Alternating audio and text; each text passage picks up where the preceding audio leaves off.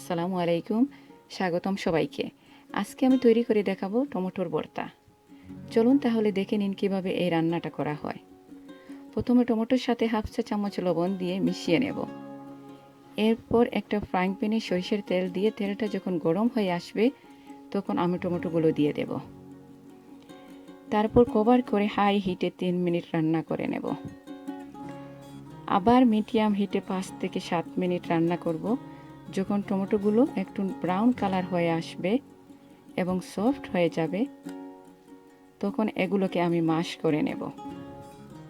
ঠান্ডা হয়ে গেলে এটা হাত দিয়েও ম্যাশ করা যায়। আবার একটা ফ্রাইং প্যানে সামান্য তেল দিয়ে আমি কয়েকটি রসুন বড় করে কেটে নিয়েছি।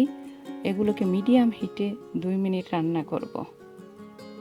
আর যখন ব্রাউন কালার চলে আসবে তখন একটা পেঁয়াজ ও কয়েকটি কাঁচামরিচ কুচি করে কাটা ও সামান্য ধনে পাতা দিয়ে একটু নাড়াচাড়া করে নামিয়ে নেব।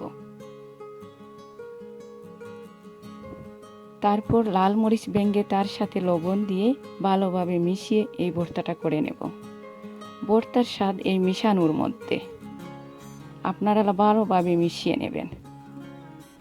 আমি এখানে আর তেল দেব না, আগে অনেক তেল দিয়ে দিছি। এই ভর্তাটা আচারের মতো খাওয়া যায় এবং কয়েকদিন রেখেও খাওয়া যায়। এটার সাথে পটলের ভর্তার রেসিপিটা ডেসক্রিপশন বক্সে দেওয়া আছে, আপনারা চাইলে নিতে পারেন।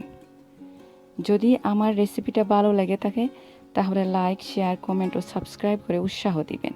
আমি এখানে বিদায় নিচ্ছি। দোয়া রইল সবার প্রতি। ভালো থাকবেন। আল্লাহ হাফেজ।